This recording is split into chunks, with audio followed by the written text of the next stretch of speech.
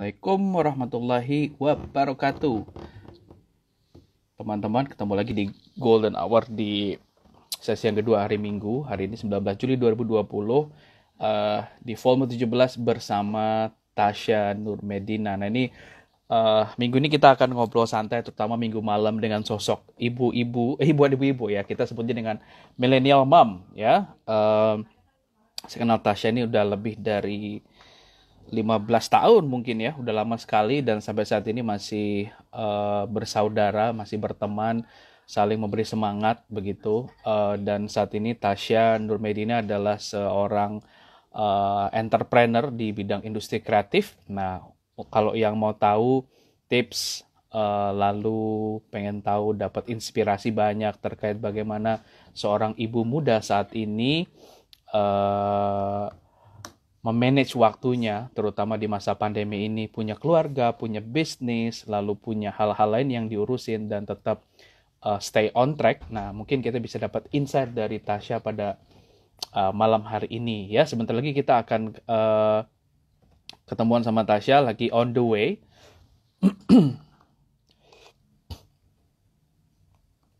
Bentar. Sudah gabung. Oke, barusan diingetin lagi. Ya, teman-teman selamat malam untuk Cilina, Agent, Dewi, Diva, apa kabar? Angel, Karisa, Tirta ya. Malam ini kita akan ngobrol santai, nggak serius-serius kayak beberapa episode sebelumnya. Jadi biar balance golden hour-nya, nggak ngomongin serius-serius, tapi banyak hal yang kita obrolin. Dan kabar baiknya bulan Agustus saya sudah ada line up 20 pembicara, alhamdulillah. Jadi sengaja memang digas 2 bulan ini aja. Bulan Juli dan Agustus. Jadi di Juli itu total ada 19 acara, 19 speaker, dan di Agustus ada 20 speaker yang sudah confirm. Nah, jadi bedanya Juli sama Agustus ini, kalau yang diundang di Juli ini usianya rentang-rentang remaja dewasa. Kalau yang di Agustus kurang lebih ada sekitar di usianya dewasa menuju dewasa gitu ya. Oke, alhamdulillah sehat. Dewi sehat, alhamdulillah, semoga kamu juga sehat. Hai Angel, sukses terus. Keep in touch ya. Malam ini kita akan ngobrol sama Tasya. Nah, semoga tidak terkena gangguan teknis dan hal-hal lain dan dilancarkan diskusi kita pada malam hari ini. Assalamualaikum. Assalamualaikum, waalaikumsalam. Aduh, aku tuh lagi di rumah adiknya abang. Terus tiba-tiba aku udah pindah dari ruangan satu ke ruangan satu ke ruangan satu. Akhirnya masuknya ke kamar. Aduh. Sehat, Dek? Alhamdulillah sehat. Sehat, Alhamdulillah bertahan ya. Kita di kampus ini udah mulai kerja, sekolah juga ternyata udah mulai masuk, kampus udah mulai masuk, tapi kan siswa-siswanya, mahasiswa-mahasiswinya masih pada di rumah masing-masing. Begitu. Oke, kita sapa dulu teman-teman pada malam hari ini ya, Dek ya. Terima kasih sekali lagi untuk gabung di Golden Hour malam ini spesial bareng sosok sahabat, adik ya, kawan yang sejak dulu kita berkawan, saling memberi semangat, dan malam hari ini temanya sesuai dengan apa yang sedang dilakukan sama Kak Tasya atau Tasya, yaitu tentang mompreneur. Nah, jadi kalau di kategori milenial ini ternyata bukan milenial remaja dan milenial working with milenial aja. Ada yang namanya paling atas itu milenial parent, atau kita sebutnya kalau konteks malam ini karena ibu-ibu, jadi kita sebutnya mompreneur. Natasha aku ini bukan seorang ibu-ibu. Oh, bukan ibu-ibu. Apa dong? Kan udah punya anak, iya, anak. Tapi seorang yang sudah memiliki anak, tapi bilang aja deh masih muda gitu loh, biar happy gitu. Habis tadi kamu nggak bilang sebelum live ini bilang. Ya sudah lah, maaf. Ya sudah. Oke. Baiklah. Ya sudah, seorang anak muda yang sudah memiliki suami dan satu orang anak begitu ya. Ya, boleh. Oke. Benar. Kita ralat. Baik. Nah, Tasya ini saat ini sebagai seorang pekerja kreatif di bidang industri fashion dan ada beberapa hal lain, nanti mungkin bisa cerita. Nah, singkatnya adalah topik keseluruhan malam ini adalah gimana sih tetap bisa kreatif di era saat ini di era di mana banyak orang struggling, di era pandemi, dan di saat yang bersamaan kita dituntut untuk memenuhi kebutuhan sehari-hari sebagai seorang mungkin ibu, bapak, atau orang tua yang memang tidak cukup kalau hanya mengandalkan gaji bulanan begitu. Nah, mungkin kita akan banyak dapat inspirasi dari Tasya malam hari ini gimana how you run your life menjalani hidup selama ini. Jadi mungkin bisa cerita deh, selama kan ada fase di mana kita nggak ngobrol banyak gitu. Tiba-tiba kamu punya butik, punya kantor, punya karir yang luar biasa baik gitu ya. Nah, ceritain dong di mana itu Miss ceritanya. Iya, jadi kalau disuruh cerita tuh aku pasti akan, jadi gini, aku kalau diajak sama orang buat webinar atau misalnya talk show, aku selalu bilang aku nggak pernah mau kayak menggurui gitu. Jadi aku selalu pengennya kita sharing aja gitu. Sharing. Karena memang orang-orang kalau misalnya terlalu uji praktek itu tuh pasti udah pusing gitu kan. Jadi kalau aku senangnya cerita gitu. Jadi awal mulainya itu emang aku maksudnya aku kan tahu sendiri aku tuh 7 bersaudara, aku punya 6 orang adik. Wow. Jadi memang kita keluarga besar sekali. Terus pada saat aku menikah, aku jauh dari adik-adik aku dan mama. Saat itu tinggalnya di rumah suami gitu kan, di rumah mama mertua gitu kan, tinggalnya di daerah Cempaka Putih. Begitu ngerasa ke sana, itu sebelumnya aku sempat waktu pas sebelum nikah tuh aku bilang sama mama, kita punya kamar banyak. Terus mamaku naruh anak-anaknya itu cuma di 2 kamar. Dari 6 anak ditaruh cuma di 2 kamar. Jadi yang satu aku berempat sama Saskia, Marsha, Tania dan Saskia, Marsha, Rifka dan aku. Dan yang kamar satu tuh Haikal sama Tania. Saat itu aku sempat bilang sama mama, kenapa sih kok kita nggak dikasih privacy? Karena zaman kuliah atau SMA itu kita ngerasa kayak ya zaman dulu ya, misalnya punya pacar ketahuan, berantem sama pacar ketahuan, jadi kayak nggak punya privacy gitu. Sedangkan teman-teman seusia aku, seumuran aku tuh kayak mereka punya kamar sendiri, semuanya sendiri, jadi kayak ya private lah gitu. Terus mamaku cuman bilang suatu saat kamu akan tahu jawabannya gitu. Tapi di suatu saat itu aku bilang nggak perlu suatu saat, aku perlunya sekarang, aku perlu tahu kenapa aku nggak dikasih kamar ini. Semua mama bilang ya suatu saat kamu tahu. Nah akhirnya pas aku nikah, di saat aku nikah pindah ke rumah mertua gitu, terus aku lagi duduk di kamar kayak aku tahu jawabannya. Aku ngerasa dari sebagian badan aku tuh ada yang hilang gitu. Aku tuh ternyata kalau ditanya di dalam badan Tasya tuh apa sih, setengah mama, papa dan adik-adik aku, setengah lagi adalah suami sama anak aku gitu. Jadi ngerasa ada kayak timplang gitu, kayak badannya tuh kayak aku biasanya apa-apa bareng sama mereka, terus sekarang harus sendiri. Iya kan, ada Kif kan? Halo Kif. Jadi sana dulu, bunda lagi kerja dulu. Ayo Kif, sebentar dong. Maaf ya, ini salam buat Mas Ferry. Abang, salam Bang. Iya. Mas, makasih Bella Victorianya kemarin. Makasih Bella yang itu yang makanan. Bella Victoria, makanan Bella Victoria spaghetti yang kamu bawa ke lokasi.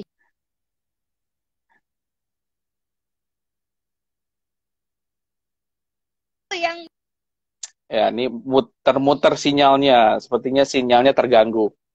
Oke, nggak apa-apa. Udah, Dek. Halo. Ya, sudah. Tadi sempat putus. Yes. Tadi sempat putus. Iya, oke, kata si abang. Oh iya, oke, itu enak banget. Dan dia memang bilang dia suka sekali. Terima kasih, Mas Ferry.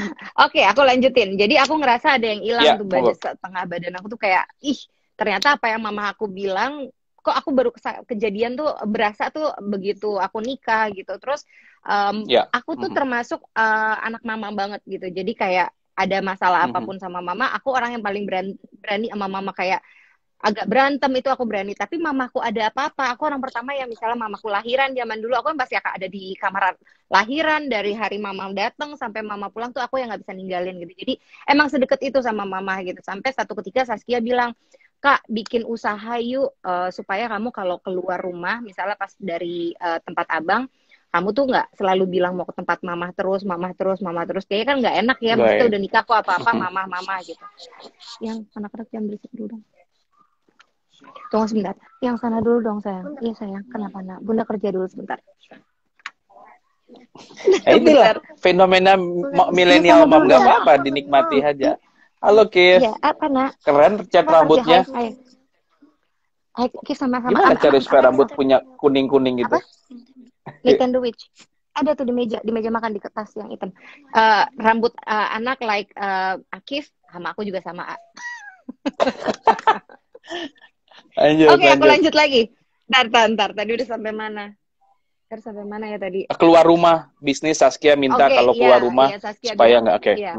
Iya, Saskia bilang, kamu kita bikin usaha aja. Jadi kalau misalnya kita keluar rumah tuh, abang taunya emang kita ngurusin usaha gitu. Terus akhirnya aku sempat ide Ya, sama abang, aku mau bikin usaha. Terus karena memang aku tuh tipikal yang seneng pakai, ya mungkin tau lah, aku tipikal orang yang kalau pakai baju pasti matching dari atas sampai bawah. Even cuman mau yes. ke market doang di deket rumah, itu pasti aku harus yang kayak, enggak sepatunya nggak matching, bisa balik lagi ke rumah.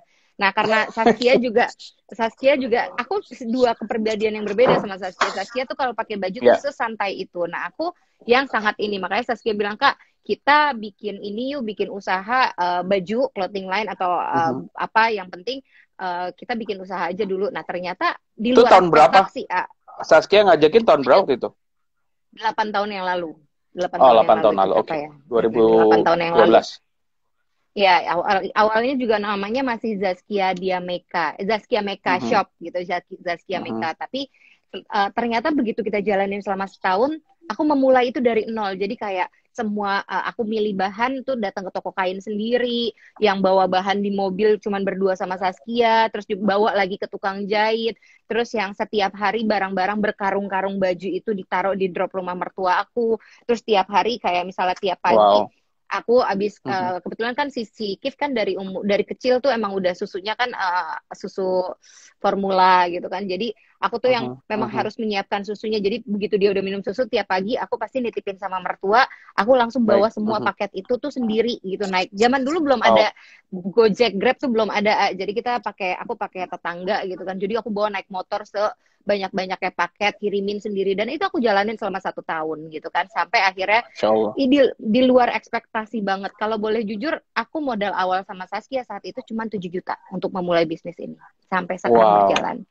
Jadi Masya memang Allah. sebenarnya aku mau bilang kayak orang kalau mau punya usaha nggak perlu kamu misalnya kayak kadang-kadang orang ini gue mau punya usaha tapi modal gue nggak cukup. Enggak, sebenarnya modal yang harus mengikuti apa yang kita mau bikin gitu. Karena kalau kita sudah kepentok sama modal, kita sudah harus berpatokan gitu. Makanya aku kalau mau bikin usaha tuh yang ya udah kita nggak apa-apa dari kecil, karena dari kecil akan bisa besar. Tapi kalau udah langsung besar, taunya tiba-tiba nanti ada apa-apa, kita akan mental kita akan nggak bagus gitu. Jadi kita mulai dari nol. Betul Dan banget.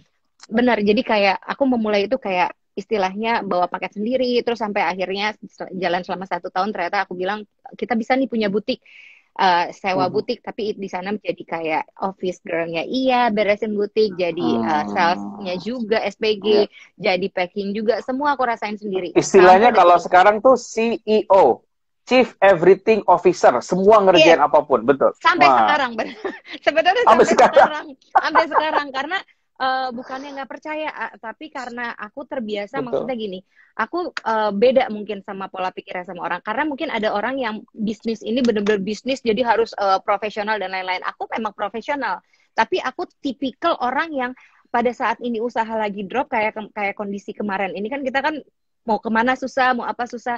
Itu aku adalah bukan tipikal orang yang menyalahkan orang lain. Jadi pada saat itu lagi drop,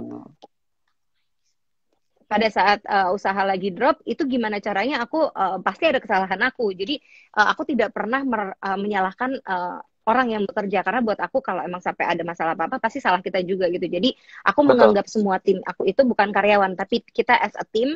Jadi nggak ada atasan, nggak ada bawahan, kita sama. Jadi pada saat ini usaha bagus, ya ini karena kerja tim kita. Tapi kalau ini lagi drop, ya ini karena kita juga gitu. Karena kelihatan kemarin tuh ya, teamworknya tuh kerasa kayak keluarga ya. Pendekatannya tuh bukan seperti kayak, betul ya, karena kerasa sekali. Ya, lanjutin Tasya. Iya, jadi memang benar-benar ngerasain semuanya itu benar-benar yang kayak bilang gitu, profesional, kita profesional. Tapi kalau misalnya untuk pada saat bekerja ya kita profesional. Tapi kalau misalnya aku menganggap karyawan aku, tidak pernah yang wah ini begini enggak gitu. Jadi aku selalu berusaha untuk ya karena dimanapun gini, kalau boleh jujur, nggak ada orang yang mau jadi karyawan. Pasti semua maunya jadi bos. Semua mau punya usaha dan lain-lain gitu. Jadi aku harus memposisikan diri aku sebagai mereka juga gitu. Jadi biar gimana pun usaha itu bisa jalan karena teamwork kita gitu. Nah, Kalau bicara mompreneur nih, aku mau minta tanggapan Tasya ya. Banyak tiba-tiba orang jadi wirausaha saat ini, jadi Ya. pengusaha, entah home industry, bikin makanan dan lain-lain dan lain-lain. Sejauh mana mereka bisa bertahan dan apa yang bisa sebenarnya bikin bisnis mereka tuh jadi besar. Karena kalau dari ceritanya Tasya tadi adalah bahwa ini kan bisnis ini berkembangnya alami, organik ya, benar-benar ke pasar, beli kain sendiri, segala macam sampai sekarang. Nah, mungkin bisa kasih pandangan atau mungkin bisnis hacks versi Tasya Nurmedina supaya orang-orang itu tidak mengulangi kesalahan yang sama. Nah, hal-hal apa yang perlu diketahui mungkin seorang ibu yang memulai usaha saat ini? Silakan. Iya, sebenarnya kayak tadi aku bilang, jangan modal kita kepentok sama modal. Tiba-tiba kita mau bikin usaha apa Hmm. ya? Wah, misalnya, aduh, Hmm. kayaknya modalnya harusnya misalnya 10 juta, tapi gue cuma bikin 5 juta. Akhirnya moodnya jadi Hmm. drop, nggak bisa apa-apa. Nah, sekarang apalagi kita hidup di era yang memang apalagi sekarang sangat-sangat terbatas untuk mengapa-ngapain kan. Hmm. Kayak kita mau keluar Yes, juga terbatas, banyak betul. ketakutan, Hmm. banyak hal-hal yang membuat kita kayak aman nggak ya kita kesini jadi seperti itu Ya. gitu. Tapi sebenarnya yang membuat aku terutama bersyukur itu adalah kita hidup di era yang memang media sosial kita ini sangat membantu kita gitu. Jadi sekarang nih kalau kita mau jualan kita pakai Instagram misalnya kan, kita nggak diminta biaya apapun sama Instagram, ya nggak? Terus kayak Hmm. misalnya kita nggak harus punya tempat usaha dulu baru kita bisa punya usaha, enggak. Nah, sekarang yang diminta sama kita sebagai mompreneur atau misalnya entrepreneur itu adalah kita harus bisa apa namanya kreatif, kreatif dalam arti kayak kita mau membuat sesuatu apa nih yang lagi dicari sama orang. Kalau misalnya Hmm. orang mau bikin usaha, misalnya mau bikin baju, kayaknya mau baju mau Hmm. kayak gimana pun semua akan sama baju begitu juga. Kayak Betul, misalnya yang aku betul. pakai ini Hmm. baju kayaknya sejuta umat semua orang lagi punya banget yang motif kayak gini gitu, tapi gimana orang Hmm. biar tertarik, kita harus punya ciri khas modelnya beda seperti apa gitu. Jadi kalau Betul. ditanya ke aku di era seperti ini sebenarnya yang dibutuhkan apa, iya kreatif, kita harus bisa kreatif dan memanfaatkan apa platform yang ada sekarang gitu. Jangan Terus jangan apa. kalau misalkan kalau bisnis itu kan ada hal seperti hukum, legal, lalu ngurusin hak cipta, copyright, paten dan itu belajar berarti belajarnya sambil ngelakuin ya. Dalam artian trial error ya. Bener nggak sih? Karena kan banyak juga hari gini orang Ya. nggak mau mulai bisnis karena takut begini, takut begitu, belum bisa ini, belum bisa begitu, sehingga nggak mulai-mulai. Kalau Tasya pasti kan kalau Ya, tak liatin berarti ibaratnya terbentuk begitu. Bener ya? Mungkin bisa cerita proses benar. menjadi sampai matang. Iya, karena aku selalu bilang gitu, mental seorang pebisnis itu adalah harus tough. Dalam arti siap Hmm. ditiru, siap gagal, siap Yes. jatuh, iya kan? Kalau Mhm, kita nggak siap mhm, mhm. disaingin sama orang lain, kita nggak usah jadi seorang pebisnis. Kita nggak siap untuk Mhm, gagal, kita nggak usah jadi seorang pebisnis. Kita nggak siap jatuh, kita nggak siap dengan begini-begini. Jadi kalau ditanya orang yang pebisnis itu orang yang sampai sekarang misalnya bisa tough adalah orang yang siap menghadapi ini semua. Jadi kadang-kadang kalau ditanya sama aku, betul sekali. kak Tasya nggak takut? Maksudnya yang tadi A bilang kan harus melewatin kayak legal dan lain itu by proses gitu. Kayak awal itu By aku proses. by proses gitu. Kayak misalnya aku pada saat memulai aku nggak pakai yang tadi A bilang hak cipta atau apa dengan perkembangan akhirnya zaman dan lain-lain baru itu berjalan gitu. Untuk awal kayaknya aku nggak perlu kayak misalnya gini, kita mau jual bitter balance gitu kan. Semua Mhm, orang juga bikin bitter balance. Mau dihak ciptain seperti apa? Kalau kita mau bikin hak cipta adalah nama misalnya. Nama yang memang hak paten gitu. Dan hak paten nama itu juga, setahu aku tuh nggak secepat itu. Itu aku 2 tahun loh prosesnya untuk bisa mempatenkan satu nama gitu. Jadi buat aku sekarang bukan masanya untuk menghak patenkan dulu. Yang penting kita maju dulu, kita berjuang dulu, kita jalan dulu. Yang masalah kayak gitu-gitu kita bikin legal dan lain itu sambil berjalan. Karena segala sesuatu kalau kita belum mencoba, belum pernah terjun langsung, kita nggak akan tahu nih akan ada masalah di mananya gitu. Jadi buat aku ya kita harus berani untuk maju di era sekarang. Jangan kayak sekarang nih kalau tanya aku mhm, mau punya usaha hanya di mekanisme dan zam. Enggak, aku sama Abang sama mhm, Bang Ferry berpikir untuk kita harus punya usaha apa lagi yang memang orang cari. Misalnya Bang Ferry suka masak gitu kan. Aku suka makan gitu. Jadi aku bilang terus kemarin mhm. kita ada satu kita mau jualan daging dan lain-lain kayak yaudah kita bikin ini aja. Tapi aku selalu bilang sama Bang nggak usah besar-besar ya. Kita paling bikinnya yang frozen food. Terus nanti kalau orang PO sistemnya PO 1 hari, jadi kita baru bisa siapin. Jadi memang Ya, nggak harus kita punya tempat gitu loh. Jadi kayak ya ya. pokoknya mental-mental seperti itulah yang harus kita siapin. Nah, oke, sekarang kita skip dulu nih ngomongin bisnisnya. Sekarang ngomongin ke personal dirimu dan keluarga.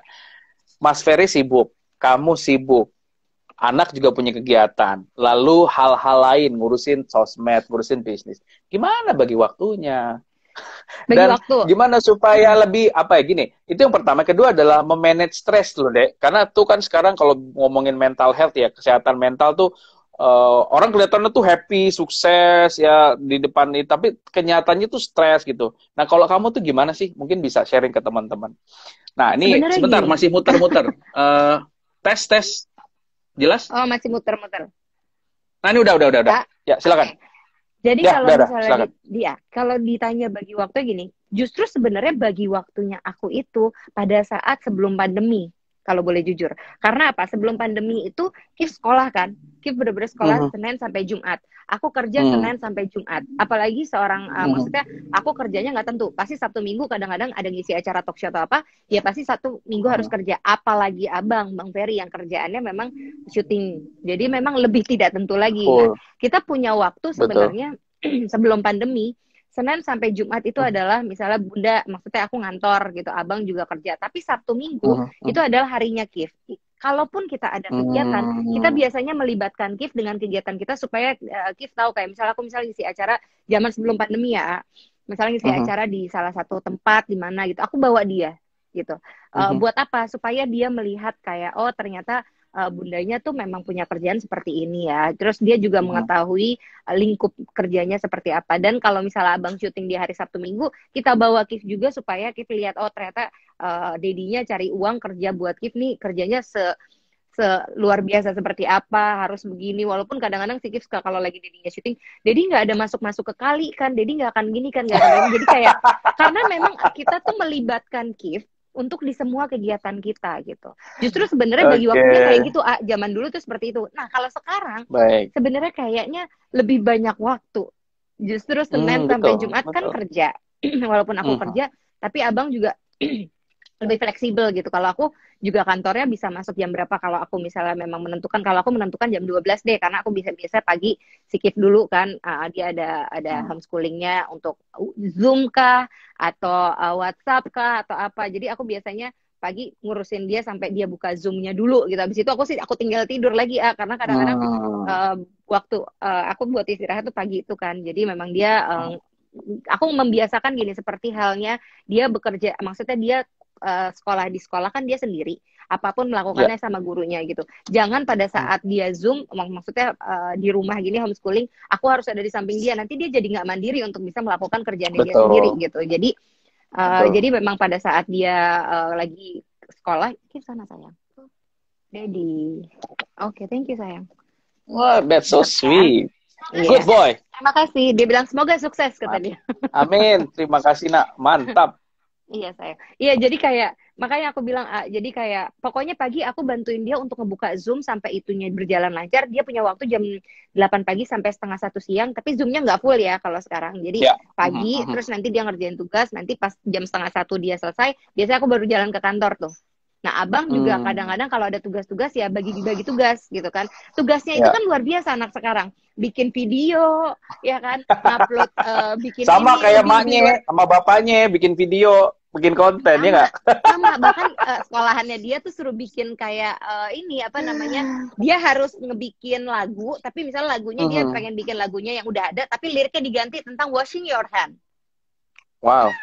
jadi dia Ya, harus dipaksa nyari kata-kata kreatif. iya dipaksa kreatif terus bikin videonya kayak video klip terus abang ngambil angle ke sini terus ke sana terus begini begini wah itu benar-benar luar biasa banget orang tua diminta kreatif anak pun diminta kreatif jadi memang kalau sekarang itu membagi waktunya justru dia lebih banyak sama kita gitu apalagi aku juga sama bang membiasakan kalau kita udah ada kegiatan udah selesai kegiatan langsung pulang jangan kemana-mana lagi jadi memang kita pulang ya udah pasti ketemu sama dia kalau dulu aku pulang pasti dia udah tidur terus katanya besok paginya aku tidur dia udah berangkat sekolah kalau sekarang nggak pulang dia masih bangun terus mau berangkat dia juga sekolah dulu dan lain-lain jadi memang kalau sekarang membagi waktunya ya karena memang kondisi seperti ini kita lebih banyak di rumah gitu dan lebih banyak buat bareng-bareng. Nah, tadi pertanyaan yang kedua Nah, apa, Kak? memanage stres itu gimana? Ngatur stres gitu supaya tetap kelihatan fresh. Lalu kalau ada konflik itu nggak usah lama-lama. Lalu tadi konflik kita bicara tidak hanya konflik internal keluarga, tapi ketika ada masalah sama anak buah, bahkan mungkin pernah berantem sama Saskia atau sama Oh siapa, ya, sama siapa. Nah itu gimana menghandle emosi gitu loh maksudnya. aku sebenarnya orang yang tidak pintar menyimpan perasaan. Kalau Oke. misalnya sebenarnya lagi sedih, Mhm, lagi misalnya ada masalah sama mhm, abang atau masalah sama mhm, iya atau masalah di kerjaan, mhm, biasanya aku tuh mhm, diem. Tapi diem semakin ditanya sama orang akhirnya nangis. Itu aku jeleknya. Tapi oke. ada satu ketika aku misalnya kayak lagi ada satu kerjaan yang harus profesional. Saat itu aku sebel Mhm, dengan apa terus akhirnya aku nangis gitu. Tapi aku dituntut mhm, lagi mhm. untuk bisa ya profesional lo lagi kerja nih gimana. Akhirnya tetap aku harus bisa menunjukkan itu. Tapi memang sebenarnya basically iya kan, aku bilang tadi, aku nangis tapi aku profesional, aku langsung kerja lagi. Iya emang. Jadi kemarin aku ada satu kerja, enggak aku ceritanya tuh kayak kemarin ada satu kerjaan yang bareng sama abang gitu kan syuting dan aku jadi Mhm, talent, mhm. abang jadi direkturnya bayangin ah. Aku jadi Aduh, talent aduh, udah dan drama, itu ada aku drama lagi. aku trauma, aku nggak mau ada kerjaan, maksudnya aku nggak mau didirect lagi sama abang karena Lalu, ya karena aku berani ngomong karena ada orangnya masih ada di sini. Aku pikir udah nutup pintu. Aku takut. Aku tuh nggak pernah ngebahas ini loh. Aduh, akhirnya kebahas. Padahal aku tuh orang yang maksudnya udah kemarin tuh kalau ditanya ya memang itu balik lagi. Aku bukan tipikal orang yang pintar menyimpan perasaan, tapi memanage itu kadang-kadang kalau aku lagi misalnya aku ada masalahnya sama kantor. Kalau bisa aku hmm, jangan di kantor dulu, aku di rumah aja gitu. Tapi kalau misalnya oke. aku ngerasa kayak lagi ada nggak nyaman misalnya sama abang, misalnya harus dibicarakan, tapi saat itu aku nggak bisa bicara gitu kan. Aku lebih baik terus udah kayak gitu akhirnya aku Suruh lebih baca skrip, suruh baca skrip. itu karena aku Mas tahu aku Ferry. enggak itu aku juga tahu itu salah aku karena itu aku tahu itu salah aku ya kan jatuh kan Jatuh. Ferry Ardiansyah. Nah jadi kayak aku tahu itu salah aku jadi aku tuh nggak membalikan ke abang juga karena memang aku taunya oke gue salah karena memang udah dikasih tahu nih skripnya baca ih gimana sih kamu mau salatnya karena mana ini udah bener begini ya udah nggak kelihatan. Sebentar ya, ini hubungan rumah tangga sedang bingung. Oke. Jadi itu emang kesalahan aku kayak kemarin tuh kesalahan aku dikasih skrip udah berapa hari tapi aku ngerasa kayak iya karena memang aku ngerasa kayak oh ya paling cuman aktivitas karena pembahasannya adalah aktivitas aku sehari-hari gini-gini Oh, oke. salahnya di aku. Jadi tapi aku karena ada masanya tiba-tiba aku kayak wah stres ini terus akhirnya aku nangis di tengah syuting. Aku bilang aku nggak mau syuting terus aku bilang abang nggak boleh ada di sini, abang harus keluar. Padahal dia direkturnya. jadi, jadi semua orang menenangkan aku di situ yang kru yang lain-lain terus ada sahabat aku juga yang Drama. udah ya, udah iya aku tuh drama banget gitu. Jadi kalau dibilang kalau kita lagi ada masalah di satu tempat emang sebenarnya nggak boleh lama-lama gitu dan abang juga tipikal alhamdulillah dia tipikal yang juga kalau kita berdua ada masalah ya walaupun kita diam-diaman dulu berapa hari gitu tapi habis itu ya namanya orang kan butuh cooling down ya Betul, maksudnya betul, betul, betul. menenangkan dulu gitu It's okay, menenangkannya it's a ya part normal. iya jadi Hmm. akhirnya aku ya membanyakkan aktivitas aku di kantor dulu supaya karena aku Oke. belum sanggup untuk bicara saat itu gitu tapi ya alhamdulillah nggak perlu dibahas lagi ya udah nih ini baru dibahas sekarang dan mungkin abang baru berani ngomongnya juga sekarang karena kalau kita ngobrol berdua pasti aku tahu aku entah aku yang naik lagi atau abang yang naik jadi lebih baik nggak usah dibahas gitu tapi aku tahu karena aku salah gitu bahkan aku sampai Hmm. WhatsAppin tim syutingnya juga aku bilang mohon maaf ya kalau misalnya Ya, gara-gara aku profesional lah tetap ya. iya Hmm. syutingnya mundur gitu aku Oke. tahu cuman aku gengsi ngomong sama suami itu aja kalau sama yang lain aku ngomong aku ngomong sama Dasar, kru yang lain dasar. jadi Dek, membagi waktunya seperti itu ya bagi waktunya ya. Menarik sekali. Nah, sekarang kan kalau orang punya bisnis itu punya satu kayak budaya kerja yang dibikin supaya orang tuh betah sama kita. Customer itu mau beli produk kita. Nah, sehingga ibaratnya kita bicara nilai bisnis nih, nilai apa sih yang Tasya dan saudara-saudara atau mungkin diajarin orang tua. Kalau bisnis tuh harusnya gini loh, Dek, gini, nggak cuma uang aja, tapi harus mikirin ini. Nah, itu yang jadi sehingga cerita baik apa tentang bisnis dalam artian apa yang Allah udah kasih. Mungkin cerita-cerita ajaib yang mungkin teman-teman pengen denger dari perjalanan bisnismu sama adik, sama keluarga. Apa sih cerita-cerita yang ajaib gitu, yang mungkin Allah kasih jebret gitu, nggak pernah kebayang sebelumnya. Karena kamu melakukan apa gitu. Aku selalu gini, aku bukan dari mungkin orang-orang ngelihat kayak oh Tasya sama Saskia udah enak atau keluarga Saskia enak gitu Ya, hidupnya enak ya, kayak ya, ya.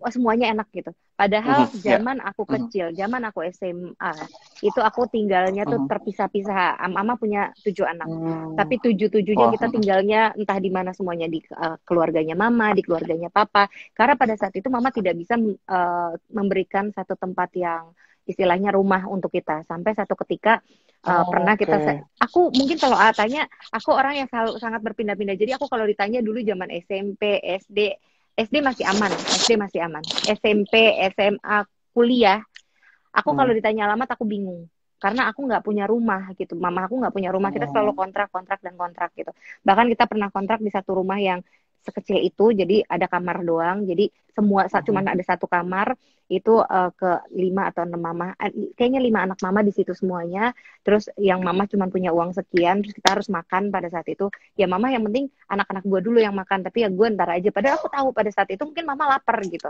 tapi aku justru ngerasa aku dewasa sebelum umurnya. Aku ngerasa pada saat itu adalah aku dewasa sebelum umurnya. Pada saat sekarang aku seperti ini, aku ngerasa apa yang aku punya bukan buat aku. Bahkan pada saat aku bisa dapetin uang saat itu mungkin misalnya aku uangnya besar sekali untuk keuntungan dari mekanisme maksudnya untuk kita bisa kita punya aku sama ia bisa dibagi lah gitu. Misalnya 1M misalnya gitu saat itu. Tapi pada saat pertama kali kita punya uang segitu, yang kita pikirin dari awal kita memulai usaha tuh kita cuma bilang gini, ini kalau nanti ada keuntungan, hal yang pertama kita lakuin adalah beliin rumah buat mama. Karena mama papa. Kenapa? Karena kita nggak mau. Tahun berapa tuh punya pola pikir seperti itu? Dari awal kita punya usaha itu dari awal. Jadi udah ada visinya ke depan seperti itu. Kalau dapat beliin rumah buat good. Ya aku tuh tiap ngomong kayak gini, aku entah satu mau nangis, terus badan aku merinding, masih sampai detik ini gitu. Jadi kayak kita tidak pernah mau mementingkan keuntungan buat kita sendiri. Yang penting orang tua kita bahagia. Karena ya gitu, jadi pada saat memulai usaha itu, pertama kita punya usaha ini buat apa? Yang pertama adalah kita pengen punya satu tempat kumpul keluarga yang nggak harus di mall, nggak harus di restoran. Jadi kalau kita mau meeting atau kita kumpul apa-apa, udah deh di situ gitu. Ya at least ya pada akhirnya rumah kan ternyata rumah mama gitu terus kita punya keuntungan sekian terus saat itu ia bilang Kak rumah kamu masih jauh kan rumahku di daerah Ciganjur mau nggak ke tengah maksudnya ke daerah-daerah Ampera gitu kamu mau lebih baik uangnya itu buat kamu pindah rumah atau buat mama aja gitu tapi saat itu aku berpikir kayak udah deh misalnya kita dapat uang 1M misalnya gitu 1M tapi kita pikir lebih baik kita terima cuma setengah atau misalnya 200 atau 300 selebihnya kita kumpulin buat beliin mama papa rumah dan itu aku kasih sama mama papa itu pada saat mekanisme jalan di 1-2 tahun kalau nggak salah 2 tahun apa 2 tahun kalau nggak salah 2 tahun apa 3 tahun 2014 2015 ya berarti ya. Iya, aku lupa 3 tahun apa 4 tahun gitu aku kasih mama. Jadi kasihnya itu ulang tahun pernikahan mama ke-26. Ulang tahun pernikahan mama dan papa. Tapi percaya aku bikin video, aku datengin semua rumah yang pernah aku tinggalin. Di daerah sini, di daerah sini. Ada di YouTube tuh, Dek? Nggak ada, karena itu bikinnya zamannya belum ada YouTube. Nanti aku padahal bagus banget tuh. Makasih ya idenya. Aduh, muter. Sebentar, masih muter-muter nih. Nyiapin kunci rumahnya. Jadi sebelumnya tuh aku sama adik-adik memang udah deh nggak apa-apa deh untuk rumah ini aku sama Kak Iya aja. Apa? Udah. Sudah. Oke. Jadi aku sama Saskia karena kita kan paling tua gitu. Jadi karena kita kan paling tua, jadi kita bilang udah deh kalau untuk rumah biarin aku sama Kak Iya aja yang memang nyiapin tempatnya. Maksudnya udah kita yang beliin gitu. Tapi nanti adik-adik bantu mungkin renovasi atau apa karena kan adik-adik aku juga punya usaha yang sama seperti aku juga gitu. Jadi pada saat kita lagi kumpul makan tiba-tiba mah ada video nih, videonya dikasih lihat tuh rumah A, rumah B, rumah C, rumah D. Iya, terus mama tuh marah. Kenapa mesti diungkit-ungkit rumah-rumah? Iya. Terus aku bilang, iya lihat dong. Terus kita ngeledekin. Oh, kita pernah tidur di sini satu bantal bareng, misalnya satu ini bareng, satu kasur bareng-bareng. Terus jadi banyak banget cerita itu sampai akhirnya mama tuh sempat ngambek. Terus akhirnya kita kasih satu kotak isinya kunci. Itu pas dikasih lihat mama pingsan. Aduh sedih deh. Jadi, beneran pingsan? pingsan. Maksudnya mama awalnya nggak ngerti kan maksudnya ini apa gitu. Terus akhirnya aku bilang, Hmm. nah, ya ini dari kita semua. Kita di video terakhirnya tuh kita berdiri di depan rumah, ini buat mama sama papa gitu kan. Terus Allahu dia Akbar. Ini begitu rumah yang dikasih mana kayak deh yang gitu, sekarang? iya yang sekarang gitu. Terus pas dikasih kayak gitu, mama sama papa, mama yang papa nangis. Nah aku kan orangnya juga lebih nangis gitu, kayak di kayak gituin malah nggak bisa gitu, Ya mama jadi pisah. mewek deh kamu juga jangan. Iya, aku tuh paling nggak bisa kalau udah ngomongin keluarga, karena buat aku usaha yang aku jalanin sekarang ini bukan buat aku. Kadang aku punya uang saat ini aja bingung Hmm. buat siapa, buat apa enggak gitu. Akhirnya terus sekarang rumah itu sampai detik ini masih nyicil. Masih nyicil. Aku beli rumah itu agak tinggi harganya, jadi sampai detik ini masih nyicil. Yang per bulannya juga luar biasa banget gitu. Terus kadang-kadang kalau sama Saskia, aku nanya, ya bisa kali ya kita tutupin ya tahun ini biar kita nggak terlalu bayar cicilan lagi karena besar banget gitu kan. Hmm. Terus Saskia selalu Hmm. ngingetin aku yang dia bilangin, Kak, kalau ini rumah udah lunas ya, kalau rumah ini udah lunas, kita harus mikirin lagi apa yang mau kita kasih buat mama papa. Karena Allahu Allah Akbar. masih ngeliat gitu. Betul. Jadi kan intinya kayak Hmm. mungkin kita masih bisa bertahan sampai saat ini dengan kondisi yang juga tahu kan pandemi, Masya Allah Hmm. banyak orang Hmm. PHK, Ya. banyak orang gulung tikar.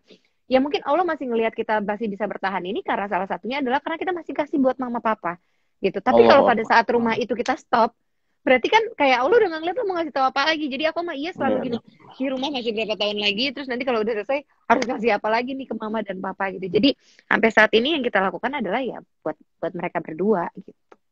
Menarik sekali karena kalau tadi sebelum ngobrol sama Tasya, abang ngobrol sama Irsyad, dia ngomongin soal konteks sedekah gitu ya. Kalau Allah kasih kontan, kasih kita kasih kebaikan, Allah kasih kontan. Kalau konteksnya sedekah ini ada yang bilang juga kalau sedekah itu nggak usah jauh-jauh, orang tua aja Iya, dulu, iya, keluarga aja dulu. Nah ini nyambung sama yang Tasya tadi sampaikan bahwa iya. betapa dahsyatnya sedekah sama ibu sama bapak. Nah Allah kasih keberkahan yang luar biasa sampai saat ini. Nah kalau sedekah cerita lain selain ke orang tua, kira-kira ada nggak bisa dibagi sama teman-teman? Iya, kalau sedekah sih sebenarnya gini, mamaku tuh selalu bilang gitu, kalau bisa kita tiap hari Jumat kita bagiin makanan untuk 30 Hmm, sampai enam ya. puluh orang di jalan gitu kan. Tapi itu pun Hmm, kadang-kadang aku masih suka skip gitu. Tapi yang paling hmm, penting sebenarnya mama selalu bilang gini, kalau kita mau bantu adalah orang terdekat aja dulu. Maksudnya lingkungan terdekat, ya, adik, ya, ya, betul. kakak, orang tua dan lain-lain. Terus juga Hmm, membiasakan untuk mamaku tuh, misalnya gini, mamaku cuma punya uang 100.000, pernah mengalami punya uang cuma 100.000, tapi di jalan ada orang minta-minta, dia akan kasih uang itu buat orang itu. Even mamaku nggak punya lagi, tapi mama selalu bilang kalau kita udah kasih secara ikhlas, Allah juga nggak akan tutup mata istilahnya gitu. Jadi mama selalu ngajarin yang pentingnya sebuah sedekah, pentingnya memberi sama orang lain, karena kita dapat uang nih, kita dapat rezeki seperti ini bukan punya kita, pasti ada beberapa itu punya mereka gitu. Walaupun aku juga sampai detik ini masih sangat belajar arti sedekah, arti dari ya. memberi, arti dengan segala hal gitu. Jadi kalau aku selalu bilang ini, benar yang bilang Irsyad mungkin bilang kalau misalnya kita ada istilah gini, satu langkah kamu berjalan kepadaku, 1.000 langkah aku berlari kepadamu gitu. Jadi kata Allah, Masya Allah, betul. jadi kayak ya, jadi kalau kita jalan sekalangkah gitu kan, ya pada saat kita memberi kebaikan padahal cuma yang ya udah nih cuma sekian gitu, nanti Allah ngasih Ya, banyak tanpa kita Mas, sadari. Jadi betul. jangan pernah takut untuk berbagi sama orang lain, karena memang ya Allah juga nggak akan apa ya, memang emang Allah juga bilang Mengingkar, seperti tidak itu, pernah ingkar. tidak pernah Ya, ingkar gitu, dengan benar gitu. Jadi aku sampai detik ini kalau tanya Mina misalnya punya uang, aku sama Saskia detik ini punya uang, itu kita bingung mau dipakai buat apa ya, terus kita nyari orang gitu, kebiasaan kayak siapa ya hari ini yang mau kita ini ya, siapa yang mau yang kita ini ya gitu. Jadi memang tipikal yang kita tuh memang dari dulu hidupnya nggak kayak orang-orang gitu, maksudnya yang mau apa ada gitu. Bahkan zaman-zaman adikku dulu mau dia bisa masuk ke dalam lingkungan teman-temannya kalau pakai tas, zaman dulu Happy House adalah zaman Masya dulu lah, Happy House Allah. kayak Betul, Smiggle gitu kan. Itu saking betul. kita nggak bisa beli tas itu, hangking hangking terus kita beli tas yang mirip itu, kita tulis Happy House dan lain-lain. Jadi kayak buat aku tuh supaya dia diterima di teman-temannya. Jadi Masya memang Allah. kalau ditanya cerita, aku juga makanya lebih seneng sharing sama orang supaya kayak orang berpikir kayak gini, mungkin kata Tasya enak punya usaha semuanya udah ada. Enggak, aku memulai juga dari nol. Aku mau Tuh, pergi ke dengerin, tempat dari nol. aku Mm-mm. mau pergi ke tempat mamah aku saat itu sama abang tuh, aku harus minta uang. Misalnya minta uangnya gini, aku minta uang dong 100.000. Iya benar, saat itu dikasih 100.000, karena buat aku kayak Eh, Abang itu punten, abang itu Mas Ferry berarti, iya, abang tuh bukan? suamiku. Jadi iya benar. Aku kan Oke, manggil suamiku kan abang. betul. Natasha, ini ada satu pertanyaan yang pengen abang tahu bahwa kita tadi aku juga bicara tentang pernikahan dini sama Irsyad. Bagaimana sekarang anak muda yang ingin menikah di usia usia belia lah, usia dini, tapi takut karena alasan ekonomi. Nah, mungkin kalau dengar cerita sedikit dari kamu dan abang begitu, ini menarik sekali. Bagaimana memulai keluarga ya hingga sampai saat ini kan pastinya nggak langsung apa dengan kondisi saat ini ya dari titik-titik tertentu. Nah, mungkin bisa cerita juga ke teman-teman yang sedang bergabung pada malam hari ini bagaimana membangun sebuah keluarga walaupun belum ada jaminan ekonomi yang mungkin kuat begitu. Silakan, Dek. Iya, jadi kalau boleh jujur, mungkin memang istilah yang maksudnya Allah selalu bilang, maksudnya kalau yang namanya Hmm, menikah itu kan adalah ibadah. Kita nggak tahu rezeki kita dari hmm, mana gitu.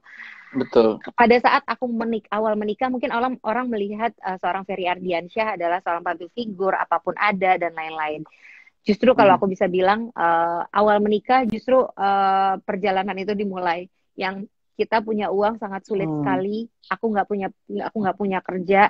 Abang tuh hmm, tiba-tiba jobless sama sekali. hmm. Bahkan abang akhirnya, yang aku bersyukur dari abang adalah dia tidak malu untuk mau usaha untuk keluarganya saat itu. Jadi Masya Allah. abang beli Hmm. sepatu, dia ngambil sepatu gitu. Terus dia jualan sepatu keliling. Baru awal-awal Masya aku Allah. nikah, dia jualan sepatu Tahun berapa keliling. ya, Dek? Lupa. Kamu nikah tuh tahun berapa ya? Aku Lupa deh. 2000, aku nikah 2010, 11, 10. Aku 2011, nikah 2000, 2010, enggak, 10. Aku nikah 2010. 2010. Oke. Dan pada saat awal menikah itu justru abang lagi sangat drop-dropnya gitu. Tapi aku yakin gitu, Hmm. Allah juga nggak akan bohong gitu. Apalagi Hmm. pada saat kita menikah itu kan ibadah gitu. Tapi selama kita Hmm. menyikapinya dengan baik gitu, ya insya Allah ada aja jalannya gitu. Pada saat kita memulai usaha menikah, abang tiba-tiba jobless, yang tiba-tiba nggak ada kerjaan sama sekali dan lain-lain gitu. Terus abang harus Hmm. jualan sepatu keliling. Dia datengin semua lokasi syuting buat teman-temannya. Gue jualan sepatu nih, gue jualan sepatu Keren, Mas yang aku Ferry. yang Top. aku dia udah entah di mana. Jadi aku bilang dia tidak malu untuk melakukan itu. Dan aku bersyukur punya suami yang memang mau usaha untuk Masya Allah. keluarganya, dan aku juga banyak belajar dari dia gitu. Jadi dia muter-muter nyari sepatu, hari ini dapat uang misalnya 300.000, dia kasih ke aku, dia Hmm. kumpulin, kita punya satu buku yang kita taruh di situ. Terus nanti besoknya aku jalan lagi ya. Mungkin orang melihatnya abang syuting, padahal enggak, dia jualan sepatu Masya keliling untuk Allah. muter ke teman-temannya, atau dia nggak malu untuk menunjukkan itu, karena memang sekarang apalagi sekarang kayak misalnya salah Wow. satu, iya, kayak dengan kondisi begini, kayak kalau ditanya mau menikah itu karena apa, karena ibadah gitu. Tapi pada saat mulai Allah. aku berpikir kayak, katanya menikah kita ibadah, kok tiba-tiba awalnya pasti ada seperti itu gitu. Tapi ternyata kalau Ya. kitanya ikhlas, kita menjalankan sesuatu dengan Allah juga melihat, kita nggak diem aja. Terus Ya. Ya. semakin pada saat itu tiba-tiba abang bisa bangun dikit lagi. Terus di satu sisi aku tiba-tiba Hmm. punya usaha, ya kan? Begitu aku punya usaha, abang alhamdulillah punya usaha juga. Terus aku bisa berpikir aku bisa membantu. Dan kalau boleh jujur, mungkin prinsip aku ada mungkin sedikit beda sama beberapa orang. Kalau misalnya orang Mhm. menikah, uang suami kan Mhm. uang istri, ya kan, A? Uang suami. Betul, betul. Nah, biasanya orang adalah terus uang istri adalah uang istri, ya kan? Kalau Iya. aku enggak, itu prinsip orang, itu Iya, prinsip iya, orang. betul. Iya, tapi Umum aku ya, umum yang terjadi seperti itu. yang terjadi seperti Betul. itu. Tapi aku dari awal nikah, aku selalu bilang sama abang, uang suami adalah uang istri dan anak. Uang aku, uang istri adalah uang suami dan anak. Karena tanpa ridhonya abang, Masya tanpa Allah. berkahnya abang, aku nggak mungkin ada di titik sekarang. Jadi memang Allahu aku Akbar. selalu bilang, ada masanya kemarin ini pada saat aku mau apa-apa, aku selalu minta sama abang. Terus ada masanya pada saat kemarin, pandemi seperti ini gitu. Abang syuting stop. Abang Hmm. punya usaha di event organizer, itu pun stop. Semua di-cut, Betul. semua nggak bisa ini. Dan akhirnya Hmm. yang bisa membackup di rumah itu adalah aku. Tapi kalau akunya nggak ikhlas, akunya ya pasti ngedumel, ada kayak, aduh ini gimana ya, pasti ada seperti itu gitu. Tapi aku selalu bilang kayak, ya udah deh, ini rezekinya, emang rezeki aku ya memang buat mereka, buat abang, buat keluarga aku. Jadi ya namanya uang juga nggak akan dibawa mati juga kan. Jadi aku selalu bilang sama abang, Betul. ya mungkin ini masanya aku untuk bisa membantu kamu, atau misalnya abang juga pada saat aku lagi drop kan abang bisa backup aku. Jadi memang aku selalu punya prinsip uang aku adalah uang abang dan uang gift, begitu juga buat abang. Jadi memang kita nggak pernah, ya abang memang kepala keluarga, tapi memang aku tidak mau membebankan abang dengan segala hal yang memang abang kalau abang mampu ya abang take over. Tapi kalau abang nggak mampu Masya ya Allah. udah saatnya aku harus Di, ini, karena disitulah keberkahan itu hadir ya. Tidak ada apa namanya, tidak ada keegoisan dalam suami dan istri. Ini aku juga aku banyak belajar banyak dari kamu juga nih, diingatkan aku kembali ya beda kan, konsep rumah. kalau ketemu langsung kan. Iya, Aku tuh tumben kalau nih. ngobrol gini Ini kayaknya bukan seneng. Tasya yang ngomong nih. Siapa nih yang ngomong nih? Kayak bukan Tasya yang ngomong Ini nih. adalah Juleha. Enggak lah, ini aku. Sayang ya nih abang-abang None tahun ini di-cut ya deh ya. Jadi kita nggak bisa Sedih. Jadi kita silaturahmi ya nggak main ke pulau. Sedih deh. bener banget. Nah ini tinggal kurang lebih 5 menit lagi. Nah kalau di golden hour tuh ada yang namanya golden message gitu. Pesanmu apa sih buat ibu-ibu, bukan ibu-ibu, kok ibu-ibu, sahabat-sahabat di luar sana deh yang lagi bertahan, lagi merasa mungkin pesimis, yang nggak tahu mau ngapain, nggak tahu bangkit dari yang namanya keterpurukan, hal-hal yang mungkin negatif. Nah, semangat apa yang kamu mau sampaikan ke mereka sebagai golden message penutup diskusi kita malam ini? Iya, paling yang aku bisa kasih masuk, kita lagi hidup di kondisi pandemi yang luar biasa gitu. Nggak cuman kalian, tapi saya juga merasakan, pasti semua orang juga merasakan. Tapi yang paling penting adalah kita harus memiliki pikiran positif dengan segala hal. Semakin kita berpikir negatif, itu akan merusak segala sesuatu, imun dan lain-lain di dalam badan kita. Jadi sekarang ini saatnya kita untuk bisa kreatif, untuk bisa melakukan sesuatu, harus bangkit, harus bisa berjuang, bukan untuk diri kita sendiri, bukan untuk keluarga, tapi untuk lingkungan. Dan jangan pernah berpikir kita itu tidak bisa. Kalau kita mau melakukan sesuatu, kita harus yakin kita bisa gitu. Semakin kita punya pemikiran seperti itu, pada akhirnya nanti semua alam juga akan mengikuti. Jadi memang aku selalu bilang, kalau kita mau punya satu usaha, kita mau punya satu cita-cita, kita jangan pernah takut untuk bermimpi. Bermimpilah setinggi apapun yang kalian gratis juga. Gratis juga gitu. Jadi kalau kalian pengen punya usaha seperti apa atau mimpi itu harus tinggi. Mimpi jangan segini, mimpi tinggi aja. Yang penting nanti insya Allah pasti alam juga akan mengikuti. Tapi yang paling penting kita nggak boleh berpikir. Maaf tadi aku lupa nanya, what is your big dream deh? Mimpi ke depan apa? Kan udah sampai di level ini. Apalagi yang mau dicapai? Tadi lupa nanya, itu penting banget padahal. Aku cuma pengen membahagiakan orang tua aku, itu aja.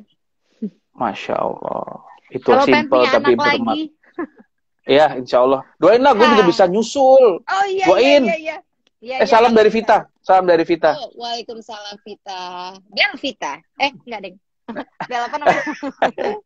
Bella Victoria, Bel Vita mah nama produk lain. Ada salah satu public figure yang nonton acara ini, namanya Arya Saloka. Malam ini saya mau Halo Mas Arya. Bermimpi lah, tapi jangan bermimpi yang aneh-aneh. Bermimpi untuk menggapai sebuah cita-cita yang baik. Jadi kalau tanya big dream aku adalah aku pengen membahagiakan kedua orang tua aku, pastinya membahagiakan adik-adik aku dan juga membahagiakan suami. Jadi intinya aku mau banyak membahagiakan orang lain. Intinya itu aja. Kalau ditanya aku nggak punya harapan atau misalnya apa yang muluk-muluk, intinya aku mau orang-orang di sekeliling aku bahagia, itu aja. Nah, ketika kita jadi orang baik, maka kebaikan itu hadir buat kita. Dan ini insya Allah Tasya Nur Medina yang saya kenal kurang lebih 10 tahun sampai sekarang semakin baik, luar biasa, happy sekali. Karena orang yang baik itu adalah orang yang berkembang, bertumbuh ke arah yang lebih baik. And you prove it. Kamu membuktikan menjadi Tasya yang luar biasa ya. I'm proud of you.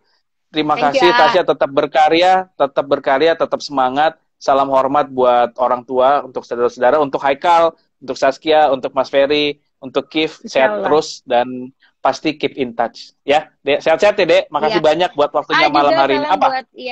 Salam juga buat Vita dan keluarga. Terima kasih. Dan semua harapan dan cita-cita AA, juga teman-teman yang ada di Instagram hari ini yang llagi live, semuanya tercapai. Amin ya rabbal alamin. Semangat terus dan positive thinking ya.